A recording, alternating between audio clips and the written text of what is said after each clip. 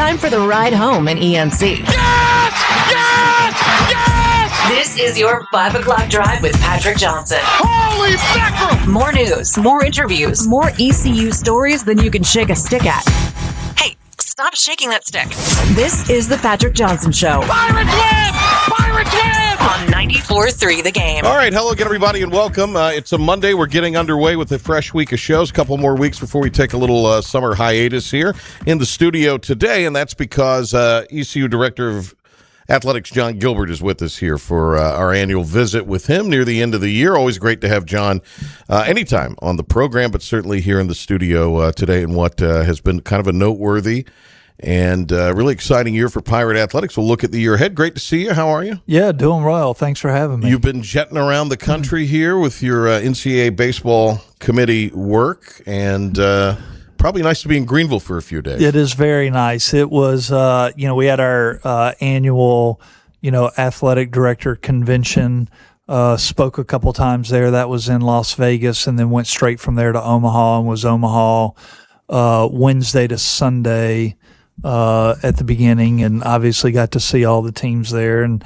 just what a unbelievable event. It's one of the best championships I think the NCAA puts on.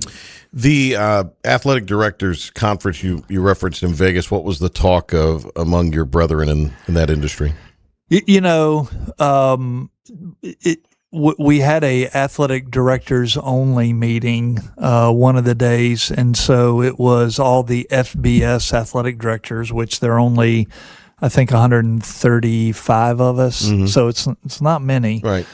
Gives us time to talk about different issues that are going, and I think the tone was there's so much instability in our industry that we've got to make sure that we are stable in the leadership we're providing to our staff. And it's just a good reminder because everybody's reading what chaos is going on, and just making sure that there is steady leadership at the top. And I think that's really important as I look closer to home. Is there, in a meeting of that setting, does I'll just say Southern Miss AD and the Ohio State AD, I mean, is there a real dialogue there and shared concerns, or is it, kind of these set of problems, there's a leak in the pool versus how are we going to pay the water bill? I think that, number one, most of those ADs at big schools have all worked at smaller schools before. Okay. They got their start there and kind of moved their way to different levels. So there is dialogue, but I think now more than ever, there's this realization that there is this divide, and the divide is really more financial than anything else. Like, at the end of the day, if you look across all of our sports programs, football, baseball, softball come to mind. I'm probably missing one. Soccer, maybe. Well, we're beating big schools. Mm-hmm. But if you look at the large, so we can compete with them, a game here, a game there. I think the divide is the financial divide where, you look at revenue sharing, and some of these football rosters this year will be $40 and $50 million. Yeah. It's a lot to compete against. And so I think that there is a, realization that there is a big divide in FBS football right now. Ross Dellinger earlier this afternoon in Denver last week at a meeting of D1 Conference commissioners, NCAA officials conveyed to them that a vote on the proposed 5-year age-based eligibility standard is expected this week. Most believe there's overwhelming support for the concept, as there has been for months. Talking to coaches on our campus, talking to coaches from around college athletics, different sports during the spring and now in the summer months, coaches are anticipating this is happening. So they're giving a little thought to what will the rosters look like as opposed to a year-to-year proposition. There's a little more retention, I guess. So what is your feeling on all of that? Well, I like the 5-year eligibility and it being age-based. So, without going down a long rabbit hole, essentially, let's say I'm 18 and I'm a good basketball player and I go overseas and decide I'm not going to go to college yet. I'm going to go play 2 years of professional basketball in Europe, and then I'm going to come back and play in college. Your clock is starting, Sure. right at your graduation. So, I like it. I think it's a good plan.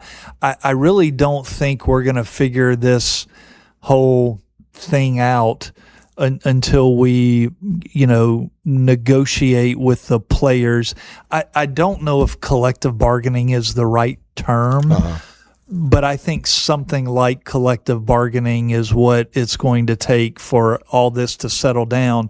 And like I've said before, the biggest thing that we've got to rectify is player acquisition. And let's use Michigan right now because they just lost their basketball coach today on June 22nd.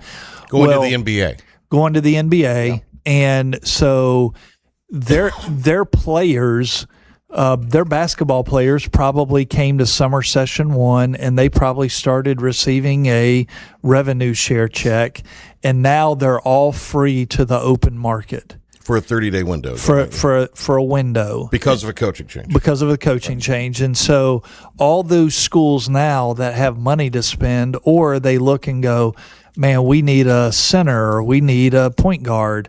They're putting their financial package together to try to lure that student athlete away. And I'm all for the kids making money, so this isn't about that. But I think there needs to be some rules that we all agree upon to follow. And right now, we have not come to that agreement, and so there are no rules that are very few rules that we're abiding by. So Congress obviously is, and there seems to be bipartisan support behind the Protect College Sports Act, which I think would address some of the money issues. Clearly, and almost expectedly, I would have to imagine, the Big Ten and the SEC are against this. But this has created strange bedfellows in Washington, and even throughout college athletics, it's kind of created strange bedfellows. What would you say are the or is the likelihood that is going to make its way there? What are you hearing? From I don't have a lot of confidence that it will pass because I think there are too many naysayers out there on the bill. And when you get an important voice out there, a nationally recognized voice, or 2 or 3 that say, hey, we don't like this and we don't like it because of this. And I think it creates, we are not a unified front in college athletics. Right. In anything close to that. And you look at pro sports because, I've heard for the last 2 years we're a professional model and we need to look to pro sports. But the reality is, the New York Yankees send the Milwaukee Brewers money, or they share in that money, right. Based on all the owners getting together and realizing, hey, we're doing this for the collective good of baseball, or the NFL, we're doing this for the collective good. We don't do that, and we don't remotely come close to doing that. And until we can figure that piece out, and what I mean by that is, if there is a rule that comes down, we have all been programmed of, hey, I need to figure out how I can get around that. What is the gray area that I can do? And what can I do to beat this other school? Because I've got to try to beat this other school on the recruiting front. And so until we can figure out how to come together for the collective good of the sport, I think we're going to have this churn for a little while.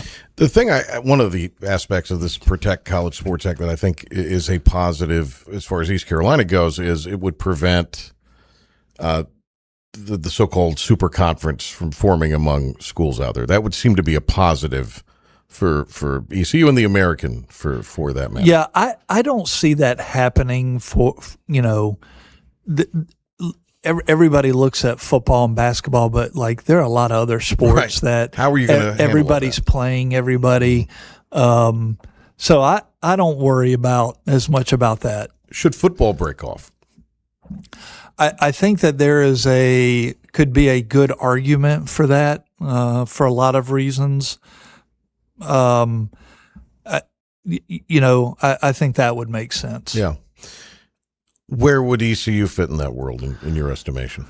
Well, I think that, certainly we can compete at a high level. I think what happens when you start looking at football breaking away and forming, I think we all need each other in FBS football. We're all kind of playing each other right now already. So I'm not sure that would go away. I think the thing to better, that helps position us, and it's a double-edged sword, because when we win games like NC State and Pitt and bowl games, we get recognized nationally. Mm-hmm. The negative is we get recognized nationally, and they come get our players. But the second piece of that is you get these schools, unless you're an Alabama of the world, they don't want to play us because they're worried about scheduling games that they can definitely win. How's everything kind of lining up for the trip to Alabama as far as fans, ticket allotment, any special very travel good. being put on by the Pirate Club, et cetera? Our Pirate Club staff has done a remarkable job putting these trips together. We're sold out to Alabama. We have sold our allotment, so it'll be a great environment. I'm obviously looking forward to going back for a variety of reasons. Sure. I spent 16 years there, and both my children were born there, and obviously I still have a ton of friends there. So it'll be bittersweet. Yeah. Would love nothing more than a Pirate victory, but certainly will be a neat trip for our family. The exposure piece of it, obviously it's a Disney or ESPN game, so they put it on ABC because it's Alabama. And as you say, East Carolina has sort of had this true resurgence on a national level, I think, in football based on what Coach Harrell's done the last couple of years. So that's a nice showcase piece as well. Yeah, no doubt. And to be a national game on ABC, and it's a noon kick Eastern, so it'll be one of the first big games on TV. It'll be in every sports bar in the country. There'll be a great deal of visibility for that. And being on a nationally televised ABC broadcast is special. We talked a little bit before we started here about just sort of the winds of change within athletic departments and how much the football staff has changed since you arrived on the scene, with different people moving on, that sort of thing. And Blake Harrell's seen coaches leave from last year and replacing coordinators and that sort of thing. It's part of the business. Blake has done an outstanding job. I think they've really had a great strategy with how to handle constructing a roster, which is such a big part of today. What are your expectations as we head into the football season, or into the summer, ramping up to the football season? Well, first, I think Blake's done a really good job, and he's adapted. We've, lost two coordinators and replaced them and some other staff people. And I do feel like they've done a really good job constructing the roster. And I want to just capitalize, we've been to back-to-back bowl games and won back-to-back bowl games, and that's not happened in a very long time at ECU. So certainly want to capitalize upon that. And, I'd love to go to another bowl game and have the opportunity to play a P4 opponent, not in the Military Bowl, even though I love the Military Bowl.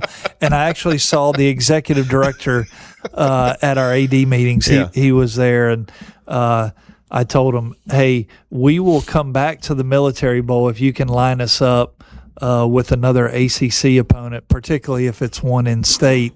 The Pirates will come back to Annapolis for the third year. But what are the bowl tie-ins for this year? Well, we still have Fenway, gas. It all depends. So it depends on who has how many wins bowl eligible teams, meaning does the SEC and the ACC fulfill all their bowls? Right. How many teams play up? But traditional Fenway, military, Gasparilla, Boca, so there's some good options out there. What is the pathway now? Last year to G5 at the time. Now it's G6 this year. Will be entering the fray, and obviously at least one gets a seat at the table. What is the likelihood, you think, of a multiple from, say, the American Sun Belt, even Pac-12 now? I think until there is playoff expansion, which I think will be coming, in the next year or so, whether it's 16 or 24, I think we'll have the opportunity on a good year for 2 G6 teams to get in. I think if it stays where it is, I think it will be extremely difficult, because the reality is if the ACC had different rules about their champion and who was going and all those things, James Madison probably would not have gotten in as the second one. Right. So I think they've cleaned up a little bit of that language. As long as we have a pathway, I think that's the most important thing, because I do think we're playing in the best conference. Mm-hmm. And if you can win your league, you are putting yourself in a national position, and I think that's what we all want. There's a lot of from the talking heads saying, well, these two programs don't even belong on the field. I think it's too small a sample size to say that, but is that a concern? Because as you say, $50 million rosters versus what might be a couple $1 million rosters in some cases. Not saying that's the case with you. I'm just kind of in general. No, I think that's the reality that, if you equate it to the NCAA tournament, like, the last 2 years, there haven't been a ton of upsets. Mm-hmm. And I think a lot of that is, teams are having $15 to $20 million basketball rosters versus a team with, sometimes not even $1 million. It's hard. I'm not saying it can't be done. Sure. Because, we could rattle off, a few times that it has happened, but the odds are not in your favor with that. But I do think, like, these bowl games are meaningful. Like, I think about us in the last 2 bowl games. That's been a nice shot in the arm. Yeah, we have celebrated that in a very meaningful way, and I think it really has elevated our football program. All right, we have more. John Gilbert's going to be with us here in the studio, so we're going to hit a break, and we're going to talk more football topics. Scheduling, which is John's favorite topic to talk about. We'll discuss that and more when we come back here on The Patrick Johnson Show. The best burgers around. Everyone loves a thick, juicy, and fresh burger. Tiebreakers in Greenville, plus the all-new Tiebreakers in Winterville. Do real burgers better than anybody. So don't just go to any burger-themed restaurant chain. It's time to break the chain and eat local. Tiebreakers, real burgers at its best. Everybody loves burgers. You know what the problem is with standard belts? Usually you have to choose between too tight or the opposite, too loose. But with Anson Belt & Buckle, you don't have to choose. We got rid of the holes and instead have a track system designed for micro-adjustability. That way you can enjoy a perfect fit every time. Anson Belt & Buckle. Find your perfect fit today.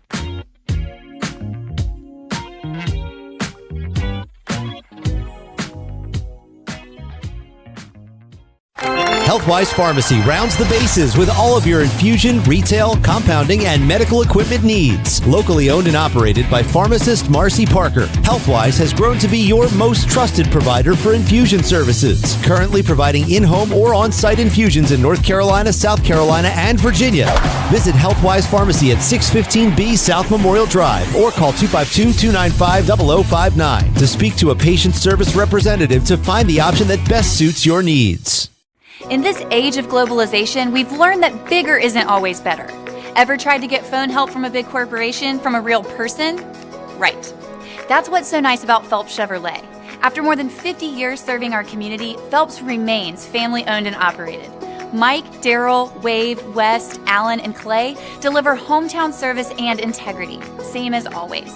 They share your experience, they share your values, and they are ready to help with any motoring need. Come get you one. This is about you, your family, and the health of all who live in Eastern North Carolina. This is about the transformation of a health system into something more powerful and more human, about creating new ways to treat disease and keep you well. This is about ECU Health, which is to say, it's really all about you. ECU Health. Minds, hearts, purpose. Make every day electric on the Kawasaki Electro 20 electric balance bike. Maximize the fun with long run times, impressive top speed, and Kawasaki build quality. Easy adjustability and smooth handling make everyday riding more enjoyable. And the standard MTB type tires provide off-pavement capability. The Kawasaki Electro 20 is the electric balance bike that's built to rip. Go to Ron Ayers Motorsports, Memorial Drive north of the airport, Greenville. Remember, get the podcast of the show on the X Media app or where you get your podcasts. I listen on my Apple Watch. Smart speaker. Listen while you work. I listen everywhere. The Patrick Johnson Show on 94.3 The Game. All right, John Gilbert in studio today, and we appreciate him being with us here on this Monday. Season football tickets. What is the number now, and where are the goals for this year? We are outpacing where we were this time last year, so I think we're going to be over that 15,000 number again. Would encourage people to renew. I think we're going to beat last year's number. Last year, I think we were, a little north of 15,000. I think we'll surpass that number this year.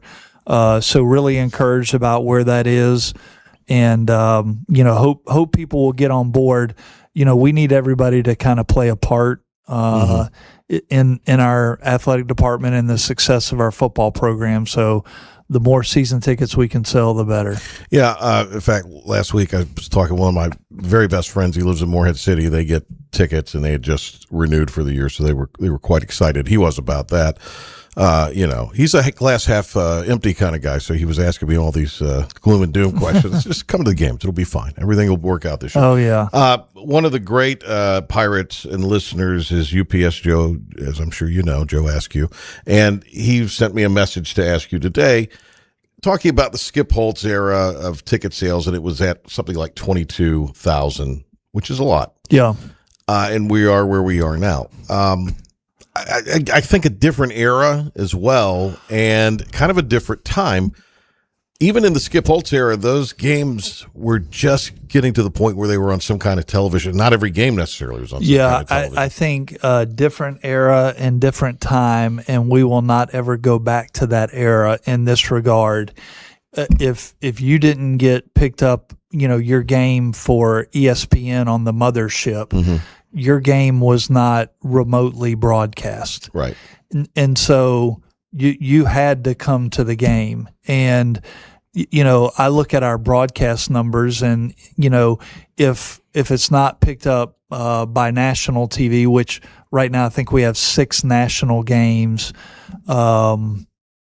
which is good before the season starts, because it becomes a week-to-week proposition. But if our game's not picked up on national TV, then we're streaming it on the ESPN platform, and we have a lot of people that will pull up and go, man, there are 1,000 people in Pitt County not coming to the game, but they're streaming it and watching it. And so different era, but I'd say this: where our ticket sales numbers are and where our attendance is, we're still at the top of our league. So we're still packing a pretty good punch when it comes to an attendance and ticket sales standpoint. I'm extremely pleased where we are. How important is it to make, especially football, a true experience with as much convenience as possible? It just seems like the sport and the celebration of the sport on a weekly basis becomes a true day-long endeavor. And if you've got a family, it can get a little costly as well. Well, it is. it has to be convenient because it's so convenient to stay home and go to the fridge and do all the things. And so we've done things like Tailgate Plaza. We are fortunate. We've got a lot of parking at ECU, so you can park and come to the game. And I think, different concert before the game, fireworks can take your, you can go on the field after the game. The in-game things that we do, I think are very important to attract and retain your fan base. It helps too. You've had success, so there's a little bit of excitement about that.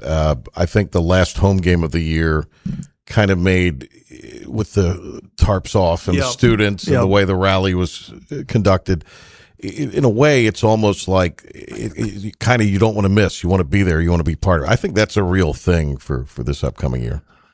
Well, I think it's real. I mean, we want to, come off that momentum that we had from the Memphis game and do that. What do you think Henry Hitton would do if he had to do a talk of the town with the tarps off? A sponsor had to pay for that. Right. Like what kind of number in his mind do you think that he would? I think it's a 5-figure number. Now, do you remember this? I don't know if you're a fan of the show Seinfeld, but you remember the man's ear or the bro? Oh yeah. That probably there would be a need for the man's ear. Is what I'm thinking. I think we should put together a sponsorship package. Now, I don't know how many people would watch. They might listen. Sure. With that. Yeah. I want to ask you a little bit about, and this is a thing that we've talked about on our programming. I know with Philip, it's a passion, because Philip's such a passionate Pirate fan and sports fan. But that is the students and getting them to stay past halftime. What are some ways to, because it makes such a big difference when the Boneyard is engaged and active, because that's the whole tarps off situation. Yeah, it is something we talk about a lot, trying to entice them. We do, we did rewards and, those types of things for the Memphis game. And there's so many conflicting things, like great examples, Parents Weekend. And we talk about when we're going to schedule that game, because that's probably not going to be a nationally broadcast telecast. And so we take into account that, a lot of the Greeks are renting spaces downtown for their families, where they have a party, before downtown gets hopping, and all the Greek organizations are doing it.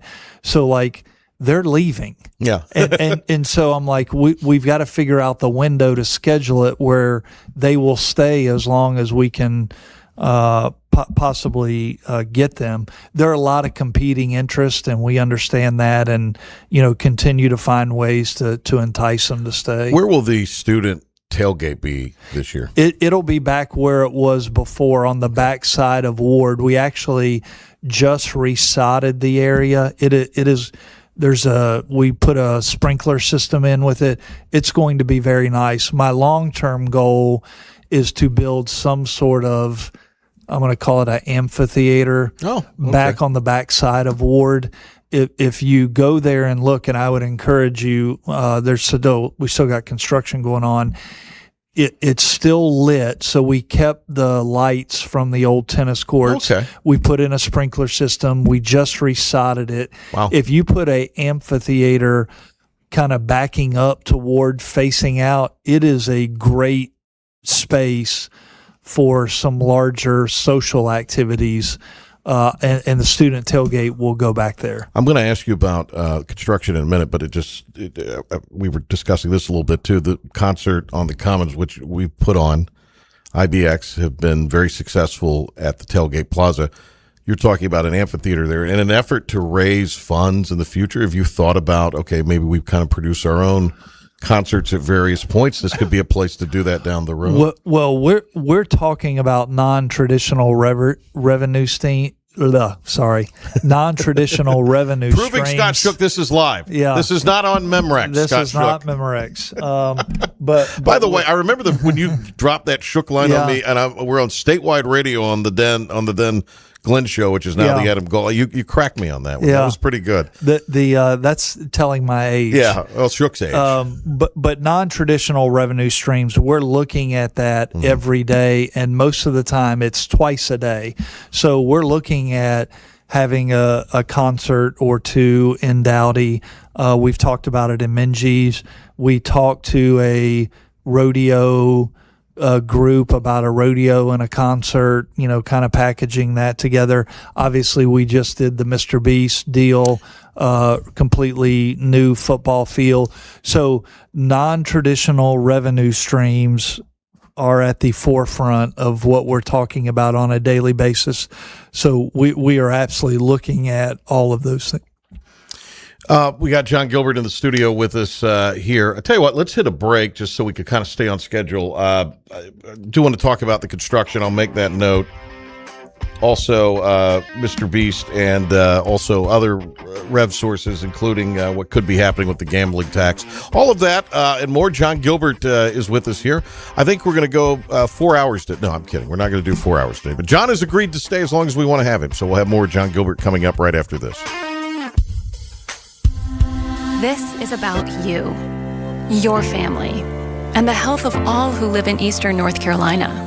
This is about the transformation of a health system into something more powerful and more human, about creating new ways to treat disease and keep you well.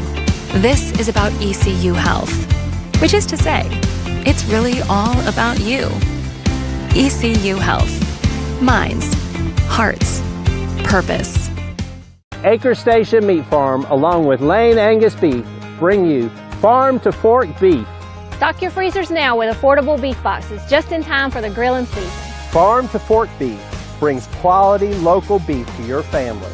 From your traditional butcher shop, Acre Station Meat Farm.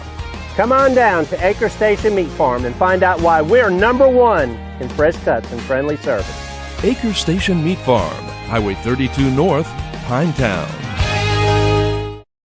Daughtridge Gas and Oil has been your dependable propane supplier for 95 years. Their trained technicians can service and properly install all your propane and natural gas appliances. Plus, Daughtridge Gas and Oil is your backyard expert with fire pits, grills, smokers, and more, including quality outdoor furniture at their Greenville Patio and Hearth Shop at 1901 Charles Boulevard. Go by and see the knowledgeable staff at Daughtridge Gas and Oil for propane delivery or call 756-1345. Healthwise Pharmacy rounds the bases with all of your infusion, retail, compounding, and medical equipment needs. Locally owned and operated by pharmacist Marcy Parker, Healthwise has grown to be your most trusted provider for infusion services. Currently providing in-home or on-site infusions in North Carolina, South Carolina, and Virginia. Visit Healthwise Pharmacy at 615B South Memorial Drive or call 252-295-0059 to speak to a patient service representative to find the option that best suits your needs. In this age of globalization, we've learned that bigger isn't always better. Ever tried to get phone help from a big corporation from a real person? Right. That's what's so nice about Phelps Chevrolet. After more than 50 years serving our community, Phelps remains family-owned and operated. Mike, Daryl, Wave, West, Alan, and Clay deliver hometown service and integrity, same as always. They share your experience, they share your values, and they are ready to help with any motoring need. Come get you one. Need cash for a vacation? National Finance Company is here to help. For over 50 years, National Finance Company has been the small loan specialist with loans from $1,000 to $5,000 with low payments to meet your budget. We're in the business of getting you the cash you need today. Apply online for a loan at one of our convenient branch offices and get your money as fast as today. It's easy. Get the vacation cash you need. For extra cash, visit nfcmoney.com. Listen up. He's talking now. Sorry, thought we were vibing. The Patrick Johnson Show on 94.3 The Game. All right, welcome back. John Gilbert with us here. A lot of questions. John has all the answers. You'd have a very well laid out document there, and you're going to have, I guess, it in some kind of form to be presented later in the next few weeks here, which kind of just is a recap of the year. I really like it because I think it gives a little bit of tangibility, or at least a visual representation of kind of the year that was. As you say, the old yearbook as we date ourselves. Yeah. So when can we expect that? What are some of the highlights? I think we had a very good year in a lot of areas, and if you look, we had almost 500,000 fans attend our home games. Mm-hmm. In the last 4 years, we've raised over $103 million, which is the largest ever. And obviously the projects that are going on, we can talk about it.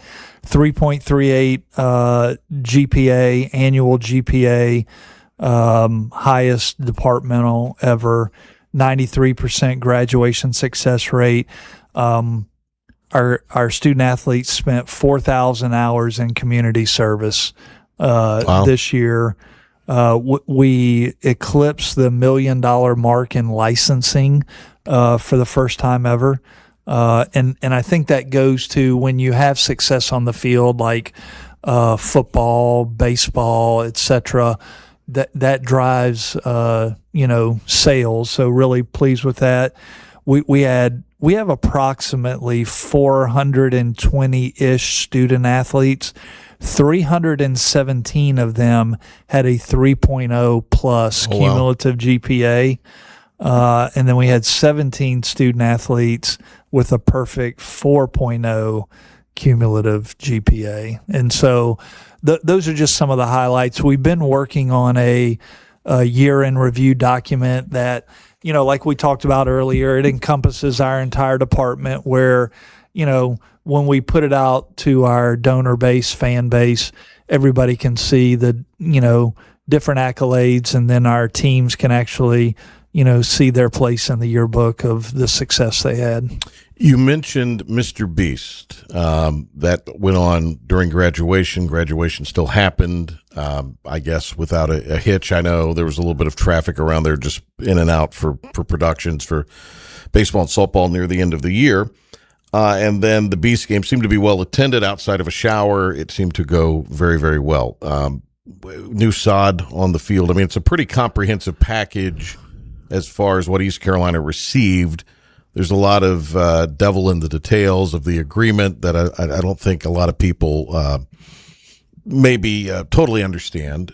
So overall, a net positive, and is there a possibility of that relationship with that organization, the Beast organization, continuing down the road in some form or fashion? Yeah, the relationship has been going on for a while. So they use a lot of our facilities, filming content. I saw a video. My niece loves to watch those videos, and it was a soccer challenge, and it was at Johnson Stadium. Yeah, they've been doing that for a while. So we've got a great relationship. I think it was a extremely positive experience, both for us and them, with our event that they held in our venue. They used residence halls, they ate in our dining halls, they used our concessions. I mean, it was a all-encompassing event for 50 days. That it's that almost like a movie or show shoot. That's what it was. This wasn't a sporting event as much as it was a TV production. It was very taxing on our staff. We don't have a very big staff, and most of their shooting and filming started at about 10 at night. Mm-hmm. And so, but a great event. And, I think they'll, continue to use this, as necessary, but really pleased with the relationship and where that is. Have there been discussions from just an NIL contribution with that organization? We've pitched a few things to them. Like I've mentioned before, they're not any different than any business. Sure. Yeah. They want to see a return on their money. And so anything, that they would do, like NIL wise, that, they put out, they're going to want a return on their investment. And so we've talked through a few things, nothing solid. And a lot of that is timing, Right. Fair to say ongoing, though. Ongoing, yeah. And they've got a lot of projects going on. They do. A lot happening. With I've asked you this before a couple times, and the answer's usually the same. I would think it's also evolving, and that is just naming rights. I mean, you do have venues named after families and contributors, and that's kind of the way it's been done for years. But in this brave new world we're in, has there been a thought of maybe? I mean, I was just yesterday at Segra Stadium in Fayetteville at a baseball game, for Father's Day with my dad, and that's I had to look up what Segra was, but it's a company. Yeah. I mean, has there been some discussion about some naming rights and that sort of Well, thing? we are always looking at our inventory because we continue to, get really good donor investment. Sure. And when you get high-level donor investment, they typically want to put their name on something. So we're constantly kicking the tires on, what's available, what can we package, and we do that daily. There's a new turf on Dottie Ficklin Bagwell Field as a result of the mystery, but where's that in the process right now? It's complete. We actually just put it up. I'm really pleased with how Tailgate Plaza has unfolded. From the beginning, we were going to put a permanent tent type structure up. Probably took a little longer than I would have liked it to, but it's up, and we'll get to use it, every day. We have people that, will go sit in Tailgate Plaza during the day. We've used it for the concert on the Commons.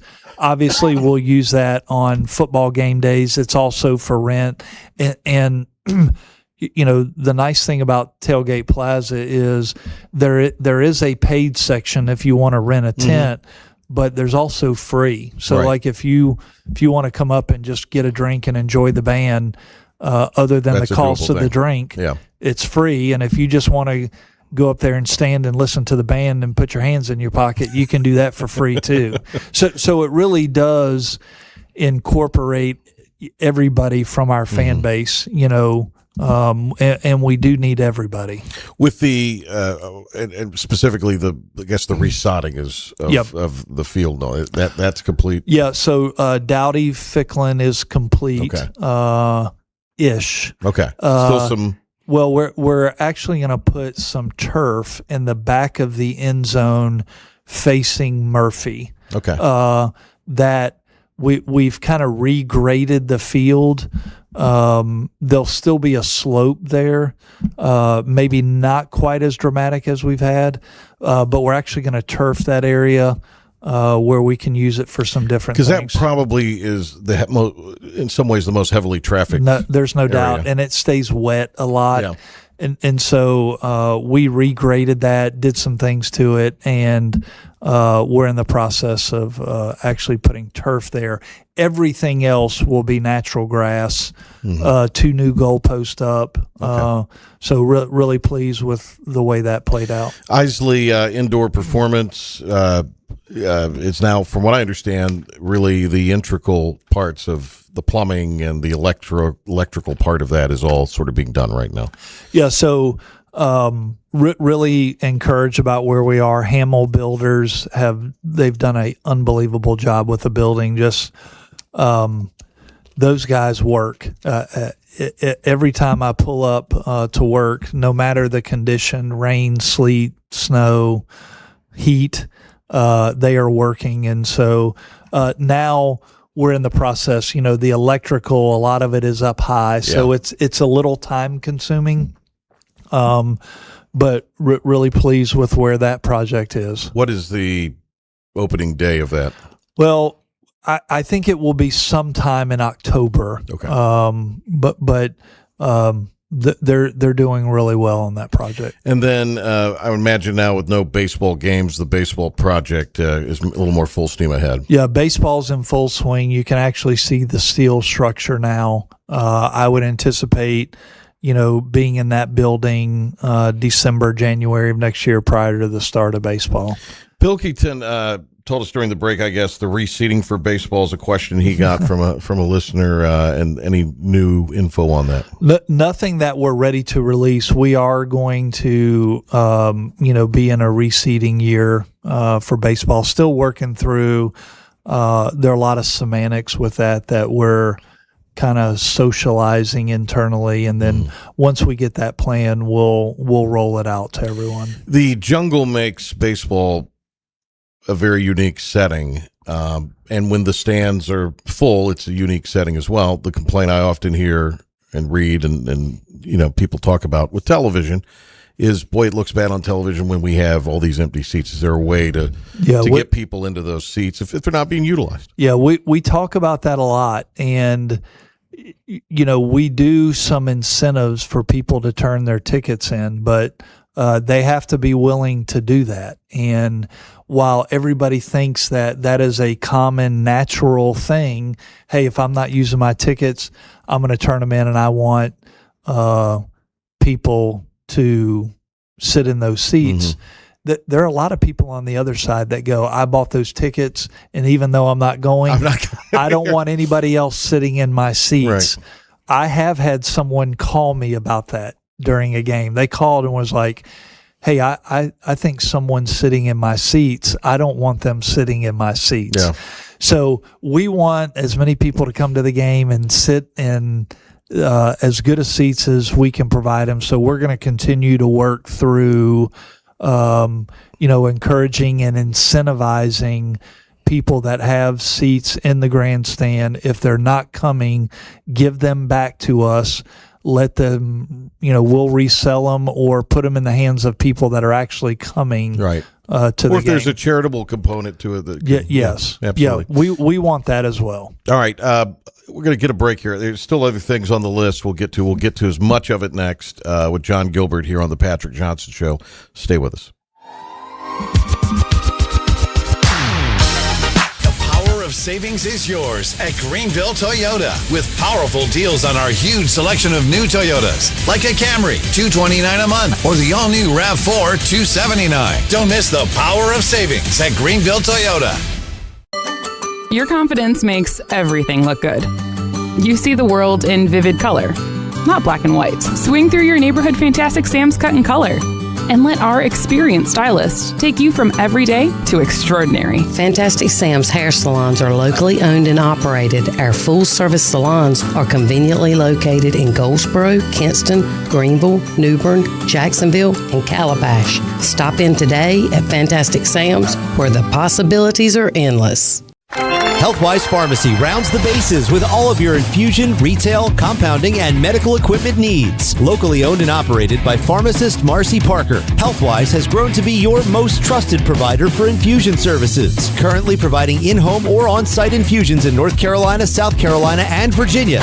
Visit Healthwise Pharmacy at 615B South Memorial Drive or call 252-295-0059 to speak to a patient service representative to find the option that best suits your needs. Visit Larry's Steakhouse for a tender, hand-cut certified Angus ribeye.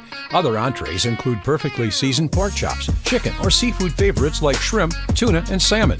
Complement your meal with Larry's fresh 20-plus item salad bar, or enjoy it as an all-you-can-eat entree.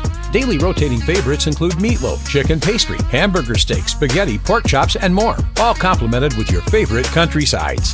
Whether it's for lunch, dinner, or our Sunday brunch, remember to support and eat local. Larry's Steakhouse. Make every day electric on the Kawasaki Electro 20 electric balance bike. Maximize the fun with long run times, impressive top speed, and Kawasaki build quality. Easy adjustability and smooth handling make everyday riding more enjoyable. And the standard MTB type tires provide off-pavement capability. The Kawasaki Electro 20 is the electric balance bike that's built to rip. Go to Ron Ayers Motorsports, Memorial Drive north of the airport, Greenville. The hunting and fishing event of the summer comes to the Greenville Convention Center, July 11th and 12th, bringing together the best hunting and fishing vendors, outfitters, and fishing experts, all under one roof. Special free events, including a mountain trout pond, indoor archery range, offshore fishing experience, interactive duck blind, and free seminars. Don't miss it. The Mid-Atlantic Hunting and Fishing Expo is July 11th and 12th. With new Toyota trucks from $259 a month, you've got the power of savings at Greenville Toyota. Drive Tacomas $259 a month or Tundras only $399 a month at Greenville Toyota, where our volume saves you money. And now, the stunning conclusion. I is everyone screaming? On 94.3 The Game. All right, John Gilbert with us here. A couple topics I wanted to get to with the ECU Director of Athletics. Football scheduling is always one that is a challenge, and even a bigger challenge now that schools have gone to the 9-game conference. The American has not, has it? We have not, and I am not in favor of doing that. Yeah. I like being able to schedule 4 non-conference games. You know, obviously we want to try to play a P4 every year. Harder, easier said than done, but I want to play a P4. I want to have a home G6, an away G6, and an FCS game if I could lay it out perfectly. Sure. So we've got I still like regional scheduling on those G6 home and homes. Now, one thing that I have talked to our commissioner about, which I think we need to start looking at as a league, it is harder and harder to get these P4 schools to play us. I do think that we've got to be strategic in some of our non-conference games to make sure we're scheduling the better G6 teams. So I want to make sure that we're talking to other leagues about matching us up with one another. I would be very interested in that. So on the document here on the screen, my screen here has 27 open. You know more than we know, so you're kind of thinking some other dates here.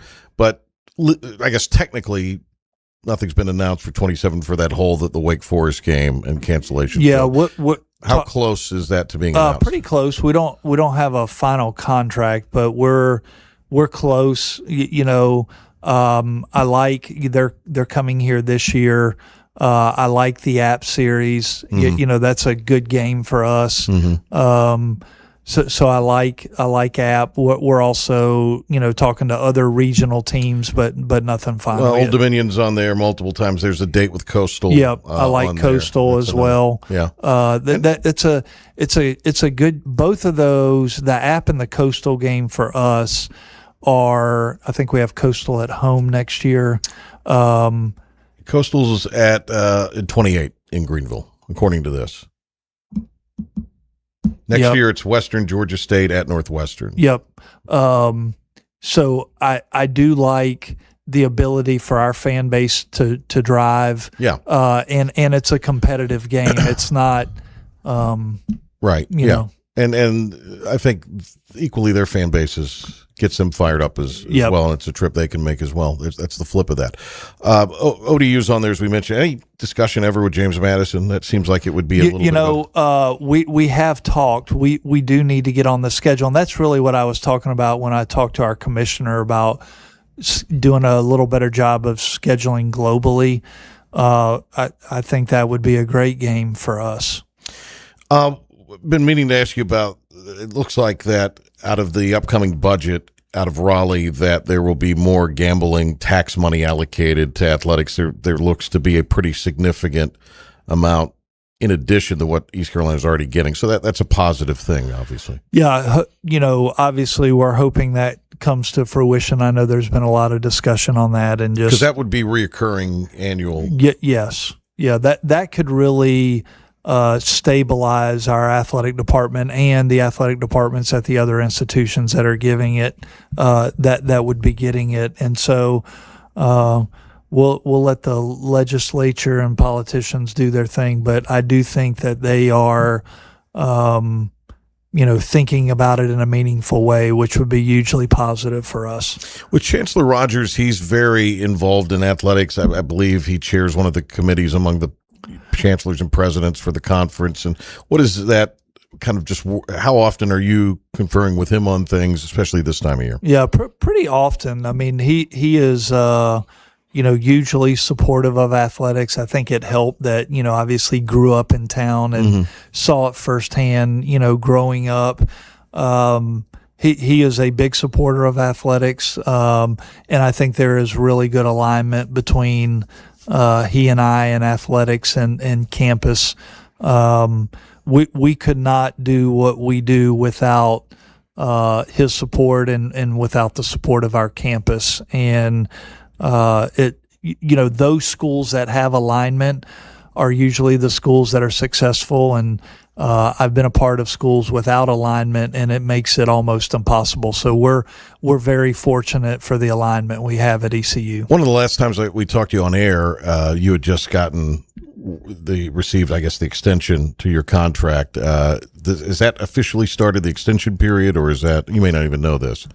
I think it started when I signed it in February. Well, I thought you still had term, and then it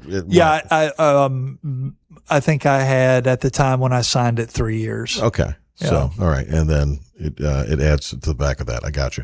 Anything else that we need to talk about? I have a couple minutes here that, and I know that we've talked about a lot of things, but I feel like I think as we, go into the 4th of July holiday and everybody takes, a breather, I think as I look back and reflect on, this past year, obviously we want to win more in every sport, and we're going to continue to put a competitive product on the field. But I feel really good, and I want ECU fans to feel really good about where we are currently. Football's in a really healthy space. I'm casting a wide net, but if you look at the competitiveness of our teams across the board, yes, you can pick out one or two here that aren't where we all want them to be. But I think in general terms, we're putting competitive product out. We've adapted to the new way of doing things. Now we have to continue to do that. Right. And if you said, what's the one thing that keeps you up at night? This is reoccurring. I'm really pleased, and I just reflected for 30 seconds on what happened last year. But as we move forward, I need to tell Blake Harrell in November what his budget is to go out and acquire players. And so I am, we're constantly working on what's next. And the next is we need everybody to help continue do what they're doing to help fund a football roster for next year. We got to go, but thank you so much for being with us here for the hour. Yeah, thanks for having me. Go Pirates. All right, great to have John Gilbert. We'll be back tomorrow. Mike Maniscalco will be with us as we talk about the Canes parade from this past weekend. Have a great